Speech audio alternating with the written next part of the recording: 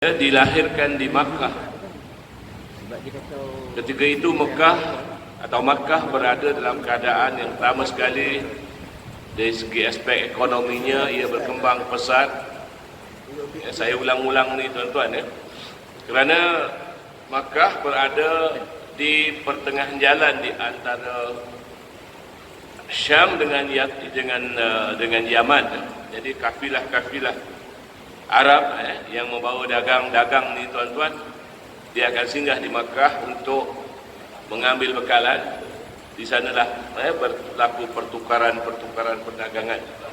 Sebab tu orang-orang Mekah kaya raya kebanyakannya. Tuan-tuan selalu dengar kuliah mengatakan bahawa orang-orang Mekah sebenarnya kaya-kaya.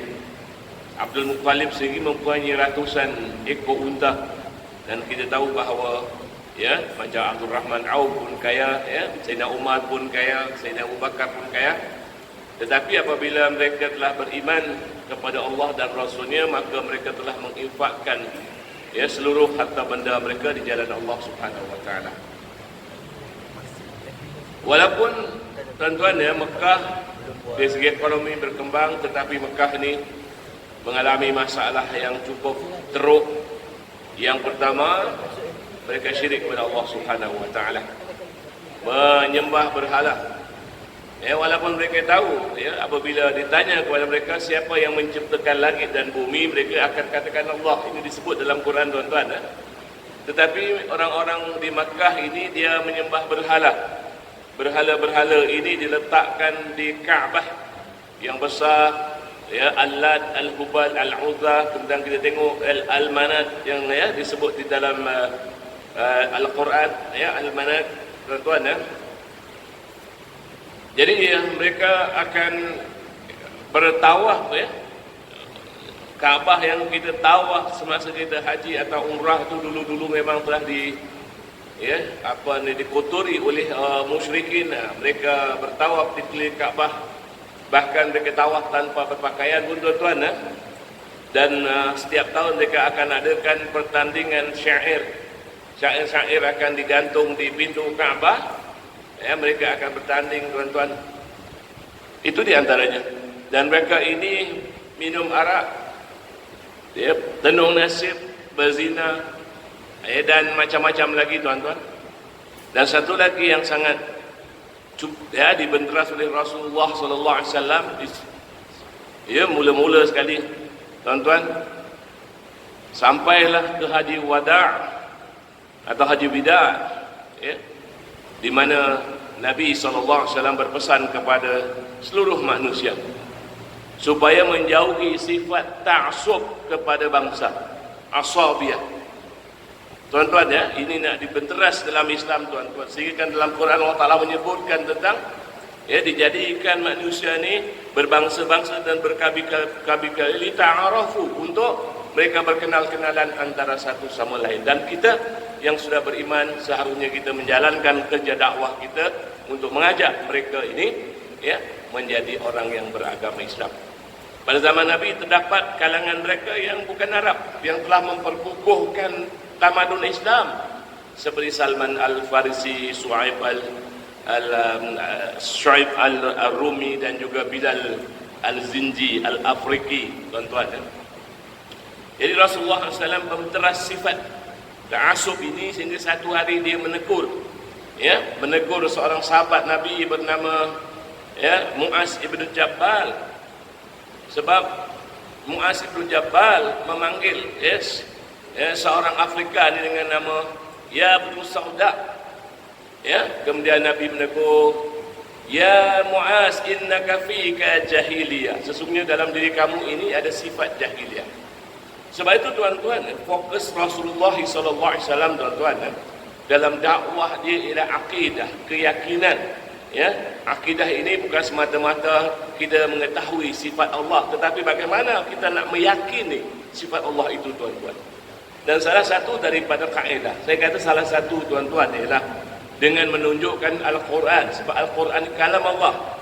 Allah Ta'ala berpesan di dalam Quran ayat nombor 53 surah Fusilat, A'udzu billahi minasy syaithanir rajim. Sanurihim ayatina fil afaqi wa fi anfusihim hatta yatabayyana lahum annahu al-haq awalam yakfi bi rabbika annahu ala kulli syai'in syahid. Sadaqallahul azim. Maksud ayat tersebut ialah kami akan perlihatkan tanda-tanda kami pada ufuk-ufuk dan pada diri mereka sendiri hingga jelas kepada mereka bahawa yakni Quran adalah benar. Tidakkah cukup bagi kamu bahawa sesungguhnya dia menjadi saksi kepada segala sesuatu. Tuan-tuan, saya dah tunjukkan ya, banyak jugalah ya keunikan Quran ya kepada tuan-tuan dan puan-puan sekalian ya. Pada pagi ini saya nak tunjukkan satu lagi ya. Satu lagi keindahan dan keajaiban Quran tuan-tuan ya. Saya nak tunjukkan tentang surah Al-Hadid. Surah Al-Hadid merupakan surah yang di tengah-tengah dari segi nombor. Ya, Quran ada 114 surah. Surah Al-Hadid ini berada di tengah-tengah daripada segi nombor dia tuan-tuan. Dan surah Al-Hadid dieja dengan alif lam ha dal ya dal. Al-Hadid tuan-tuan ya. Ini Al-Hadid. Jadi surah Al-Hadid ini surah nombor 57. Jadi 114 bagi 2 57. Ya, 114 itu ialah bilangan surah dalam Quran. Kita bagi 2 dapat 57 dan jumlah ayatnya ialah 29 tuan-tuan. Ingat tuan-tuan ya. Baik, saya nak congkil, nak tunjukkan kepada masyarakat kita bahawa Al-Quran ni adalah sesuatu yang menakjubkan sebab Quran ini adalah mukjizat Nabi SAW yang paling agung tuan-tuan ya. Mungkin kita sering mendengar ya, Nabi SAW digunakan dengan Allah dengan mukjizat hissi, mukjizat yang boleh dicerap, ditengok pada zaman Nabi hidup oleh sahabat-sahabat dia. Tapi kita cuma mendengar saja cerita tadi ya, dalam sirah-sirah. Jadi kita tak nampak sebenarnya apa mukjizat Nabi. Kita cuma dengar ada budak-budak kata yang entah betul entah tidak bulan terbelah dua. Cuma kita baca. Tapi kita nak tengok mukjizat yang paling agung tuan-tuan, iaitu Quran Karim. Jadi tuan-tuan ya, kita lihat surah ni surah nombor 57 dan ya, surah ini dieja dengan alif lam ha dal ya dal. Al-Hadid. Tuan-tuan dan puan-puan sekalian, semasa Quran diturunkan, sistem nombor yang kita guna sekarang ini belum wujud. Memang belum wujud. Ya. 1, 2, 3, 4, 5, 6, 7, 8, 9 sifar itu belum wujud lagi tuan-tuan. Dia punya simbol dia belum ada. Walaupun dalam Quran sebutan itu ada tuan-tuan, wahid, isnin, salasa, arba'a, khamsa, sittah, sab'a, samaniyah, tis'a, sifar, ya, 11, 12 sampailah mi'at alf disebutkan dalam Quran, tetapi ia disebut dengan ejaan saja tuan-tuan, tapi tulisan dia tidak ada. Jadi kalau gitu tuan-tuan, seluruh dunia memang tidak ada sistem nombor ini. Ya, orang-orang Arab, orang-orang Rom, ya, orang-orang Romawi, mereka menggunakan sistem nombor ini. Ya, I merujuk pada nombor 1 ini, I 1. Kalau I 2, 2. I 3 tu 3. I dengan V 4, V 5, X 10. Tuan-tuan, dengan sistem ni mana boleh buat matematik? Kalau saya minta tuan-tuan gunakan kaedah Romawi untuk mengkalikan 10 kali 10, kita pun tak tahu macam mana nak buat. X, X, X. Tuan-tuan ya. Dan kalau gunakan sistem nombor Arab ni pun tuan-tuan, ya, kita juga tidak boleh buat matematik. Ya. Alif kali ba berapa? Dapat 3. Alif kali ba dapat jim. Contohnya. Tak mungkin tuan-tuan ya. Tengok tuan-tuan ya. Alif nilainya 1. Lam nilainya 30. Ya, ha 8. Dal 4. Ya 10. Satu lagi dal 4. Jadi kalau kita tengok sini Al-Hadid tuan-tuan, alif nilainya 1, lam 30, ha 8, dal 4, ya 10, satu lagi dal 4. Jadi kalau kita campurkan semua nilai-nilai huruf ini tuan-tuan, kita dapat 57 dan 57 itu adalah nombor surah Al-Hadid. Nah, mungkin orang kata ini kebetulan saja tuan-tuan ya. Sebab saya sebut orang kata kebetulan, saya dah tengok banyak ya budak-budak ni ya yang mengaku dididik etis tuan-tuan dalam Facebook saya dulu. Ya. Dia tak percaya Quran. Kalau benda-benda yang unik itu dia kata ini kebetulan tuan-tuan. Kalau pada zaman Nabi, mereka yang musyrikin, yang menolak agama Islam dan menolak Nabi, dia kata apa yang Nabi tunjukkan sebagai mukjizat itu sebagai sihir. Ini mukjizat Rasulullah SAW juga tuan-tuan. Jadi orang zaman sekarang dia tidak akan kata sihir, dia akan kata ini adalah sesuatu yang kebetulan. Dia tidak menolak, tetapi dia akan kata kebetulan tuan-tuan. Baik. Kalau ia satu fenomena yang kebetulan tuan-tuan, kita tengok nilai hadis saja. Hadis saja tuan-tuan ya. H8 dal 4 ya 10 dal 4. Ada nilai hadis tuan-tuan. Kalau tuan-tuan campurkan 4 campur 10 campur 4 campur 8, tuan-tuan akan dapat 26. Baik. 26 tu apa dia nanti saya sebutkan tuan-tuan. Sekarang kita tengok bilangan perkataan Allah daripada ayat pertama. Tuan-tuan ya. Jadi basmalah atau bismillahirrahmanirrahim ini bukan sebahagian daripada surah Al-Hadid. Kalau dalam Al-Fatihah ya, bismillahirrahmanirrahim adalah sebahagian daripada surah Al-Hadid. Surah Al-Fatihah. Jadi kira-kira perkataan Allah daripada ayat pertama sabbahalillah tuan-tuan sampai ayat 25. Ini perkataan Allah sampai ayat 25 di sini tuan-tuan. Ini ayat 25 ya. Sampai ayat ini kita akan dapat di jumlah perkataan Allah 26. Tetapi mungkin tuan-tuan akan tanya saya, ya doktor, apa peliknya dengan 26 ni? Tak ada apa-apa pun tuan-tuan. Baik. Sebab saya berhenti sampai ayat 25 saja. Sedangkan surah Al-Hadid lebih daripada 25 ayat. Dia ada 29 ayat pun.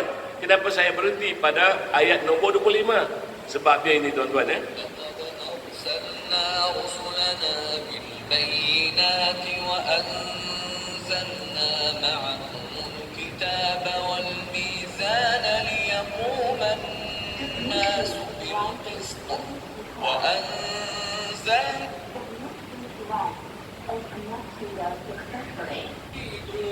ومنافع للناس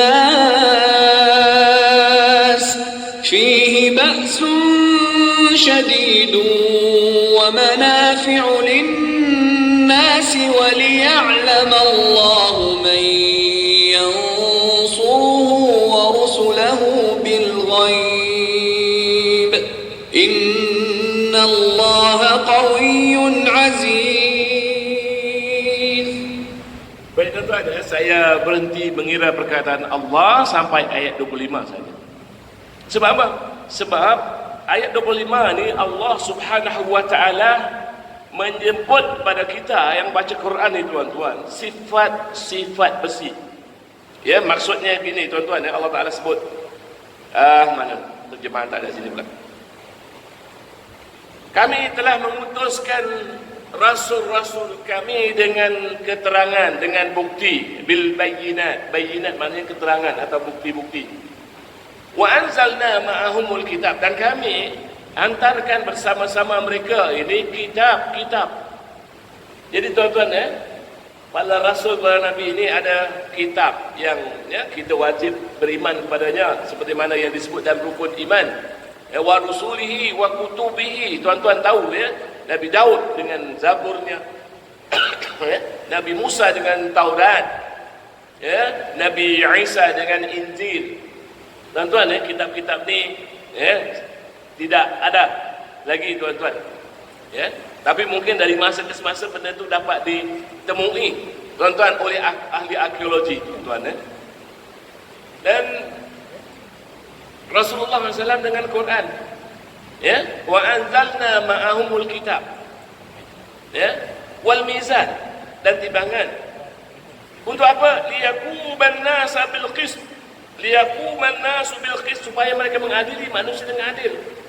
Adil ini sangat berat tuan-tuan di sisi Islam tuan-tuan ya. Dan dia dilarang oleh Allah Taala untuk kita bersikap tidak adil, hatta ya kepada ibu bapa kita sendiri.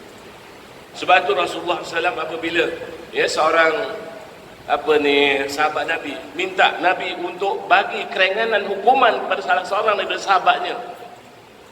Nabi bersumpah dengan nama Allah, wallahi dikata, ini sumpah Nabi SAW, kalaulah Fatimah binti Muhammad ini mencuri, nama anak Nabi SAW Fatimah binti Muhammad mencuri, aku akan potong tangannya, kata Rasulullah SAW. Begitu Nabi menitik beratkan tentang keadilan. Dan kemudian Allah Ta'ala sebut wa anzalnal hadid, kami turunkan besi. Kalau tuan-tuan tengok dalam tafsir Quran, tuan-tuan, ayat tafsir akan mengatakan wa anzalnal hadid itu sebagai kami ciptakan besi. Dia melihat dia sebagai suatu kiasan, satu perkataan yang bersifat majazi, kiasan, tuan-tuan. Wa anzalna hadid, asal maksudnya ialah kami turunkan. Seperti juga perkataan yang asal, yang atas tu wa anzalna, kami turunkan bersama mereka kitab. Kemudian Allah Ta'ala sebut fihi ba'sun syadid, di dalamnya ada kekuatan yang hebat, wa manafi'u linnas, dan manfaat yang banyak bagi manusia. Ya tuan-tuan, lepas tu Allah Ta'ala tu selesaikan ayat ini, sebut innallaha qawiyyun aziz, Allah maha kuat dan maha hebat.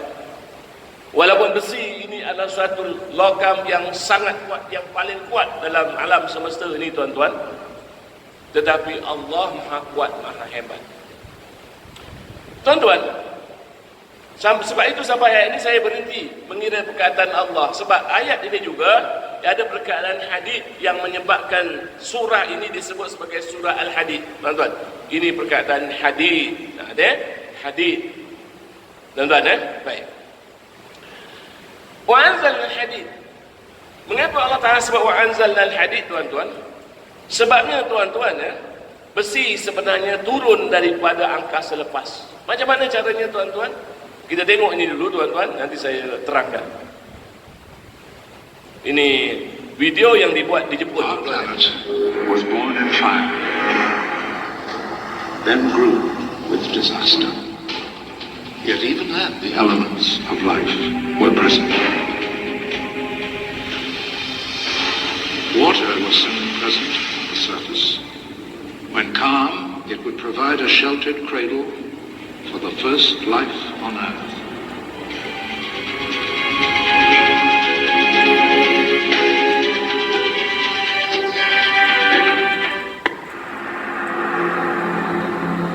Four and a half billion years ago, the Earth was a very different world. Under layers of thick gaseous clouds was a planet still hot from its birth, with an atmosphere both dense and crushing. The early planet was probably only a tenth of the size that it is today. But it was to grow, and that chance and violent growth would prove crucial to life's history and to what we are today. The early solar system was far more crowded than now.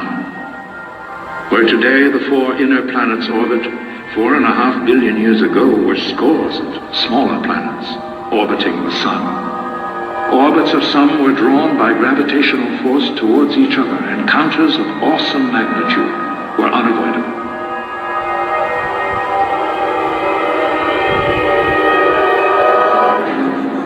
The force and heat of those collisions melted the rock, but gravity would hold the two together.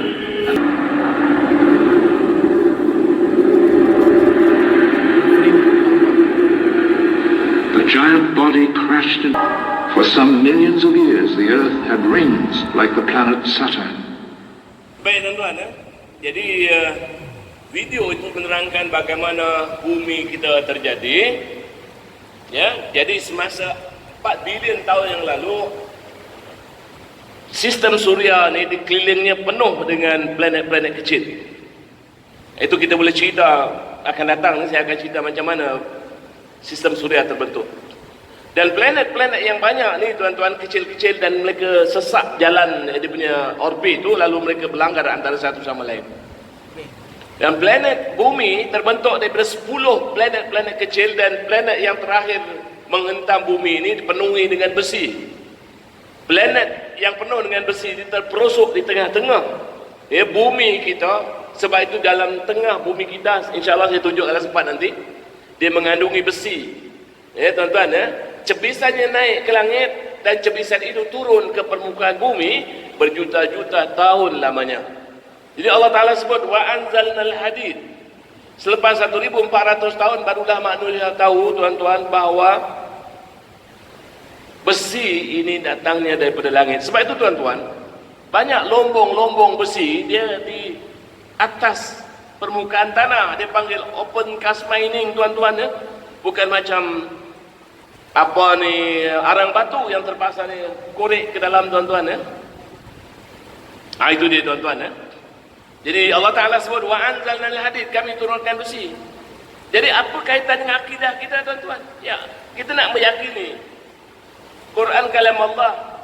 Bagaimana Quran tahu Quran kalam Allah? Sedangkan manusia ni, tuan-tuan, mereka terpaksa mengkaji, baru mereka dapat tahu, ya, besi datangnya daripada atas, tuan-tuan. Baik. Sekarang kita tengok, tuan-tuan, Allah Ta'ala sebut ba'sun syadid. Ada kekuatan yang hebat. Tuan-tuan, besi ini ialah satu logam yang paling kuat. Bukan titanium sikit saja, tuan-tuan. Tapi kalau besi ini dicampur dengan karbon, dia akan jadi besi wajah, steel. Steel adalah satu logam yang paling kuat, tuan-tuan. Ya, kalau dia gunakan aluminium, ya, kalau atas ni mungkin dia guna aluminium, saya tak tahulah. Sebab dia tak pekat sangat berbanding dengan jembatan, tuan-tuan, jembatan ataupun truss besi. Kalau WTC itu, tuan-tuan, yang kena letupkan dengan Amerika Syarikat sendiri, letupkan ni, tuan-tuan, dan sekali tuduh orang Islam yang buat dekat tengah-tengah tu ada besi. Bangunan yang tinggi itu sampai 114 tingkat tu, tuan-tuan, di tengah-tengahnya ada besi. Dan besi itu, tuan-tuan, apabila saja bangunan WTC di New York itu dilanggar oleh kapal terbang, kononnya pada tahun 2001 dia cair.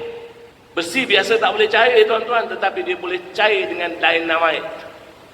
Dan dia punya besi yang cair tadi, tuan-tuan, telah cepat-cepat diambil, dikeluarkan dan diekspor ke China untuk menghilangkan bukti wujudnya dynamite yang meletupkan besi tadi, tuan-tuan. Itu cerita lama. Jadi besi ini paling kuat, tuan-tuan, Dan dalam diri manusia pun, darah kita yang lebih kurang 7 pin tu, 7 pint tu, tuan-tuan, dia mengandungi hemoglobin. Dalam hemoglobin ada besi atau ferrum, tuan-tuan. Kalau orang tak cukup zat besi, tuan-tuan, dia lemah, dia kena anemia, letih dia, tuan-tuan, kan? Tu jangan tak makan benda-benda yang macam ni, tuan-tuan, ada zat besi, daging kena makan sikit walaupun tak banyak. Baik. Nah, tuan-tuan, sekarang kita tengok balik, tuan-tuan, mukjizat Quran dari segi nombor ni, tuan-tuan, hadis nilainya berapa tadi? 26. Kemudian perkataan Allah sampai ayat yang menyebut tentang besi juga 26. Nah, apa bedanya 26 ni, tuan-tuan? Subhanallah. Tuan-tuan tengok ni, tuan-tuan tengok video ni, tuan-tuan akan faham kenapa.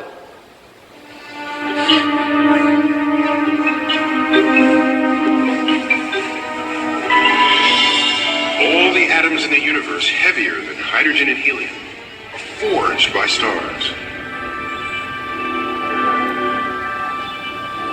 Stars are really interesting. They don't just sit there. They know that because they last so much longer than we do, we think they're permanent. Stars are the ultimate alchemists. They turn light elements into heavier ones. They get the energy that they need to glow that way. The star begins its life made out of hydrogen and helium mostly, about 70% hydrogen, 28% helium in the case of the sun. In a star's core, the temperature and pressure are so high that hydrogen atoms fuse together to make helium.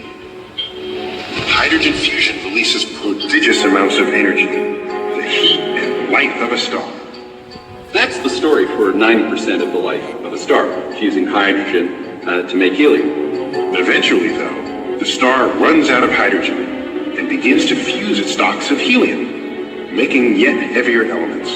And so the way it works, and it always works this way, is that it contracts and it gets hotter. And if it can find something new to burn, whether it's the kitchen sink or coal or whatever, it'll burn it. Helium is taken 3 at a time to make carbon. You can add one more helium to that carbon and make element number 8, oxygen. That's a tremendous step forward. You get carbon and nitrogen and oxygen made in stars. Now this is great because on the board we already have the principal elements of life. Organic chemistry is the chemistry of carbon. Carbon fuses next, and still heavier elements begin to form. Sulfur, argon, chlorine. Iron is potassium, calcium, scandium. The pace of this gets faster and faster. Back in the middle, silicon is starting to burn at 3.5 billion degrees, stupendous temperature. It makes titanium, vanadium, chromium, Manganese, cobalt, nickel, and iron.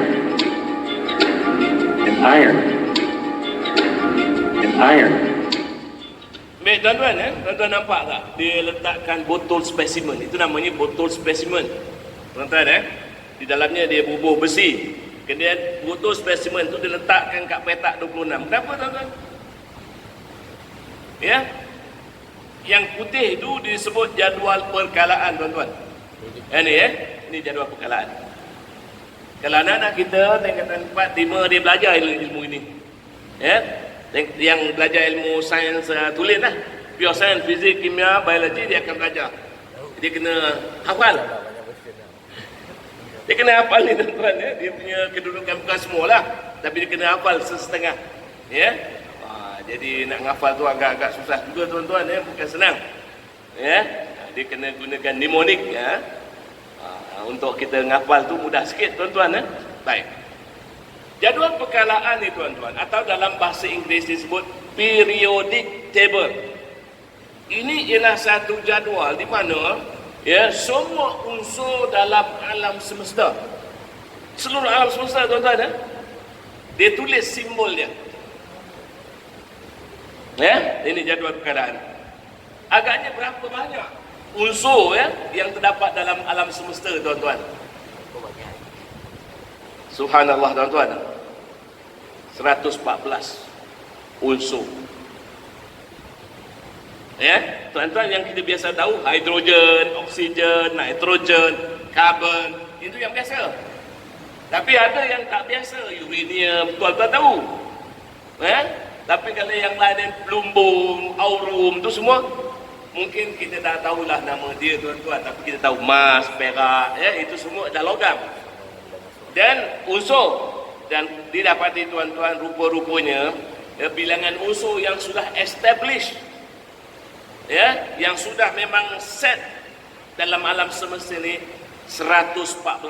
Ada dua lagi tuan-tuan, tapi itu ya disintesiskan oleh manusia di dalam makmal dan dia cuma boleh wujud dalam beberapa saat saja. Saya bacakan sini.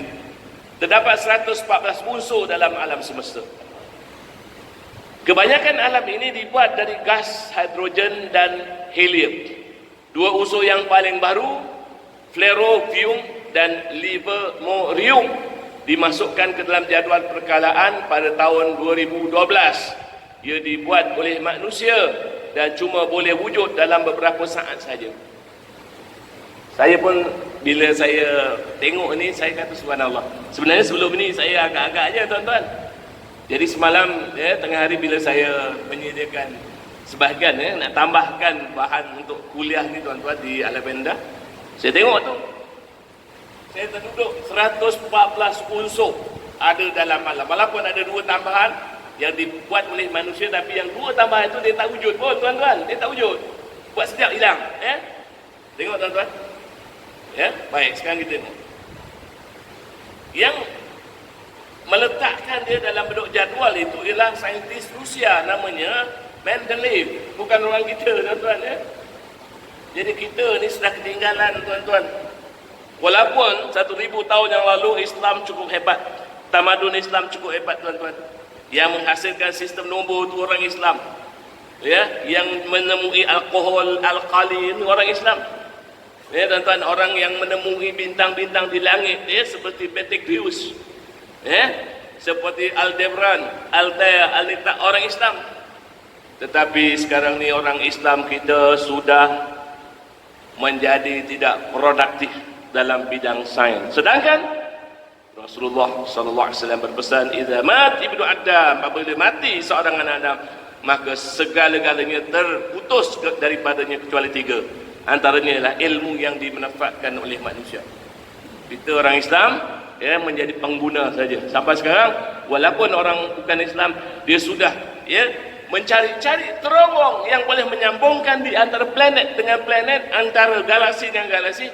Kita masih berkelahi tentang perkara-perkara yang furu, tuan-tuan ya.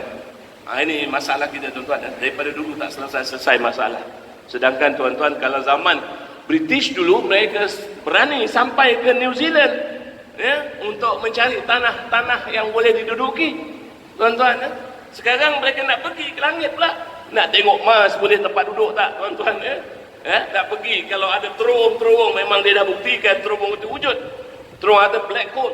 Black hole ni budak Melayu kita pun ada temui, tuan-tuan, yang mengaji di Cambridge. Mereka juga membantu untuk mencari black hole ni, tuan-tuan, dan mereka temui, tuan-tuan. Kena kita tengok, tuan-tuan, kenapa 26, tuan-tuan? Subhanallah. Rupa-rupanya, tuan-tuan, atom besi ni, dia punya protonnya ialah 26, tuan-tuan. Nampak, tuan-tuan? P yang berwarna merah itu ialah proton. Protonnya 26. Elektron dia 26, tuan-tuan. Elektron dia 26. Dan tuan-tuan, dia punya nombor atom 26. Dan nombor atom dia ni, tuan-tuan, ialah macam cap jari kita. Bagi atom, nombor atom dia cap jari, pengenalan dia. Maknanya kalau nombor atom 26, dia adalah untuk besi. Surah Al-Hadid, perkataan Hadid 26, perkataan Allah sampai menyebut tentang besi 26. Nombor atom bagi besi 26. Kalau 25 bukan besi, 27 bukan besi, tuan-tuan. Macam kita punya kromosom, tuan-tuan. Kalau kromosom manusia berapa, tuan-tuan? Tuan-tuan, ada 23 pasang. Baik, tuan-tuan, proton 26. Nah, elektron dia 26 juga, tuan-tuan. Semua ni apakah benda berbetulan, tuan-tuan? Benda-benda ini, tuan-tuan, manusia tidak tahu zaman dulu. Sebab itulah, tuan-tuan, Quran ni mukjizatnya sepanjang zaman sampai hari kiamat. Dia adalah berbentuk ilmi, keilmuan. Tuan-tuan, baik. Apakah ini suatu yang kebetulan juga, tuan-tuan? Kalau ada lah orang kata ini kebetulan, tuan-tuan, kita minta dia cuba campurkan semua nombor surah daripada surah nombor 1 sampai surah nombor 57.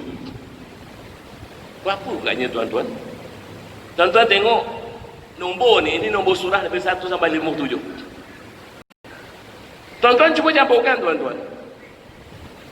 Tapi ada beberapa syarat yang perlu dipatuhi. Yang pertama sekali, tuan-tuan tak boleh gunakan sistem nombor untuk campur. 1 campur 2, campur 3, campur 4, campur 5, campur 6. Tetapi tuan-tuan tak boleh pakai nombor. Apa sebab? Sebab ketika Quran diturunkan, nombor ni belum wujud. Jadi cuba bayangkan macam mana nak buat matematik, tuan-tuan. Cuba yang nak buat matematik. Tuan-tuan, dalam sejarah perkembangan matematik dalam dunia ni, walaupun pada zaman Greek sudah ada Pythagoras, tuan-tuan, tapi dia tak berkembang. Dia berkembang dengan pesat apabila orang Islam yang bernama Al-Khawarizmi ni mencipta nombor dan juga nombor kosong. Jadi nombor ni tidak terhingga banyaknya boleh ditulis, tuan-tuan, dengan adanya kosong, 10, 1 dengan kosong, 100, 1, 0, 0 dan sebagainya, tuan-tuan. Jadi tanpa nombor tak boleh buat matematik, tuan-tuan, kan? Tapi macam mana nak buat, tuan-tuan? Ini semuanya adalah 1653. 1 campur 2, campur 3, campur 4, campur 5 sampai nombor 57, 1653. Tapi apa peliknya? Peliknya, tuan-tuan, ialah nombor surah yang saya sebutkan pada tuan-tuan 57. Bilangan ayat berapa? 29 cuba tuan-tuan kalikan berapa? 1653 bukan? Pelik tak tuan-tuan? Pelik. Yang ni disebut ajaib. Ajaib. Ajaibu la tankhudi ajaibu, kata Rasulullah SAW. Ia tidak akan habis-habis keajaibannya. Nah, mungkin akan ada orang kata ini juga kebetulan. Kalau kebetulan tuan-tuan, baik. Ini ialah nombor surah Quran daripada 1 sampai 114. Bilangan surah dalam Quran genap. Yakni 114 itu ialah jumlah genap. Jadi tuan-tuan, tidak ada nombor yang di tengah-tengah. Surah yang di tengah-tengah betul memang tak ada. Macam saya punya tangan ni tuan-tuan 10. Mana yang tengah-tengah? Tak boleh tuan-tuan, dia tak ada 10 bagi 2, 5. Ya, tuan-tuan, kalau pukul sini ini bukan tengah tuan-tuan. Ini 4. Pukul sini ini pun tak bukan tengah. So kita ambil yang tengah-tengah tuan-tuan. 57 dengan 58. Daripada 1 sampai 57 itu bagi 57 surah yang pertama, 58 hingga 114 itu 57 surah yang kedua. Kita ambil yang tengah-tengah tuan-tuan. Yang di tengah-tengah itu ialah 57 dengan 58. Baik, cuba tuan-tuan kalikan 57 dengan 58 ni tuan-tuan. Kita dapat apa? 3306 ya. Cuba tuan-tuan bagi dengan 2, tuan-tuan dapat apa? 1653. Nah tuan-tuan, apakah ini juga kebetulan? Maknanya tuan-tuan, kalau Allah ada orang memandai-mandai mengatakan bahawa surah Al-Hadid bukan 29 ayat, katalah 28 ayat, dia tak akan jadi macam ni. Tengok, ya, Allah Ta'ala fixkan Quran tu, tuan-tuan, macam jigsaw puzzle. Allahu Akbar. Itu bahasa saya lah tuan-tuan, lebih daripada itu. Jigsaw puzzle tuan-tuan, masa kita ada anak kecil-kecil, kita belikan dia jigsaw puzzle kan, ya, ambil itu masuk kan. Kalau betul kedudukannya, baru dia jadi gambar tuan-tuan. Cuba bayangkan tuan-tuan. Baik, kena kita tengok tuan-tuan ya. Seterusnya, berapakah bilangan perkataan hadis dalam Quran tuan-tuan?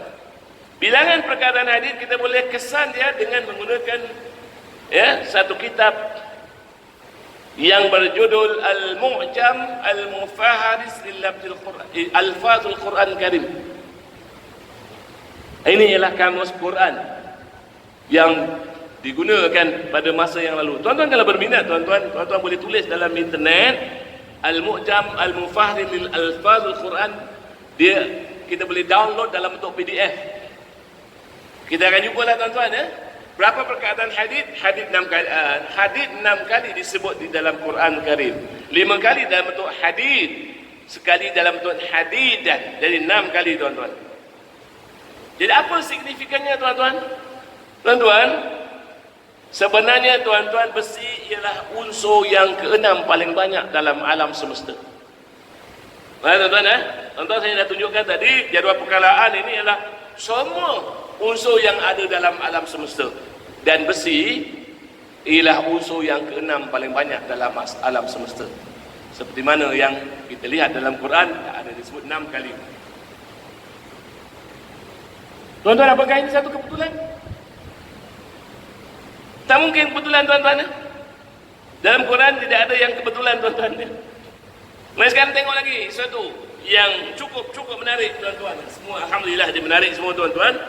Sekarang kita tengok yang ni tuan-tuan. Apa ni kita tutup lah ya. Yang ini tuan-tuan ialah nombor surah daripada 1 sampai 114. 1, 2, 3, 4, 5, 6, 7, 8, 9, 10 sampai 114. Ini nombor surah. Yang ini ialah bilangan ayat dia. Surah nombor 1, 7 ayat. Surah nombor 2, 286 ayat. Surah nombor 3, 200 ayat dan sebagainya. Cuba kita kalikan tuan-tuan nombor surah dia dengan bilangan ayat.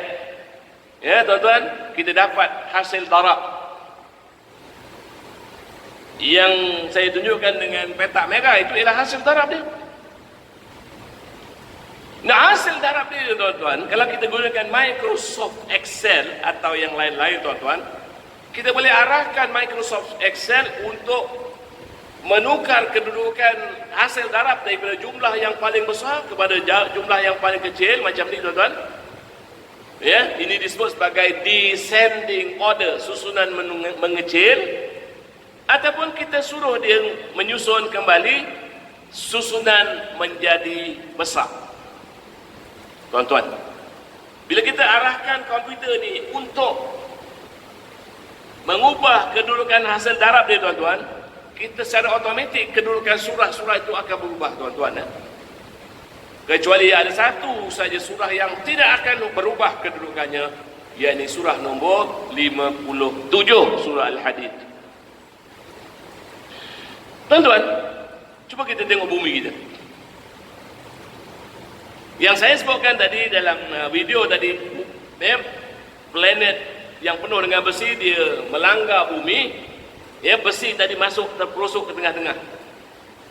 Besi tadi tuan-tuan, dia duduk, dia pegun, kat tengah-tengah dia pegun.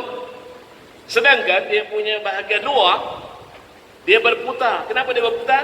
Interaksi antara planet-planet dan matahari tuan-tuan menyebabkan dia berputar. Bila dia putar tuan-tuan, dia menghasilkan medan magnet.